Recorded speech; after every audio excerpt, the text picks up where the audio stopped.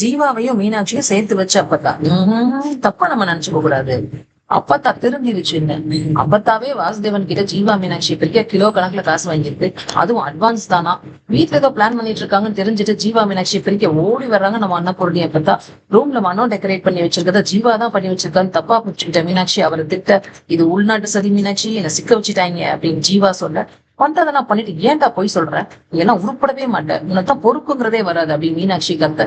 எதுக்கு இவ்வளவு கோவப்படுறேன், சத்தியமா நான் பண்ணல மீனாட்சி, உன்னை பத்தி எனக்கு தெரியாதா, தெரிஞ்சுட்டே நான் இப்படி பண்ணுவேனா, வர்றதுக்குள்ள இதெல்லாம் எடுத்துக்கலான்னு பார்த்தேன், அதுக்குள்ள நீ வந்துட்ட, என்ன தப்பாவும் புரிஞ்சுட்ட அப்படின்னு ஜீவா சொல்ல, நீ என்ன நினைச்சிட்டு இருக்க, தாலி கட்டிட்டா நான் எல்லாத்துக்கும் சம்மதிப்பேன்னு நினைச்சு தப்பு கணக்கு போட்டிருக்கியா அப்படின்னு சொல்ல, நீ யாருன்னு எனக்கு தெரியாதா, உன்னை போய் அப்படி நினைப்பேன் நான் மீனாட்சி, ப்ளீஸ் நீ கொஞ்சம் நம்பு அப்படின்னு அவர் கெஞ்ச, ஷார்ப்பா இருக்கிற ஒரு ஷோ பீஸ் எடுத்துட்டு வந்து மீனாட்சி ஜீவாவை மிரட்ட, இவங்களை பிரிச்சு விடணும்னு ஆட்டோ ஏறி அவசரமா ஓடி வர்றப்ப தன் கதவை திறக்க, கதவு பக்கத்துல இருந்த ஜீவா மேல கதவு இடிச்சு அவர் போய் மீனாட்சி இடிக்க, அப்பத்தாவுக்கு டென்ஷன் ஆகுது. அப்புறம் என்ன, வாய்க்கு வந்ததை பேச வேண்டியதுதானே.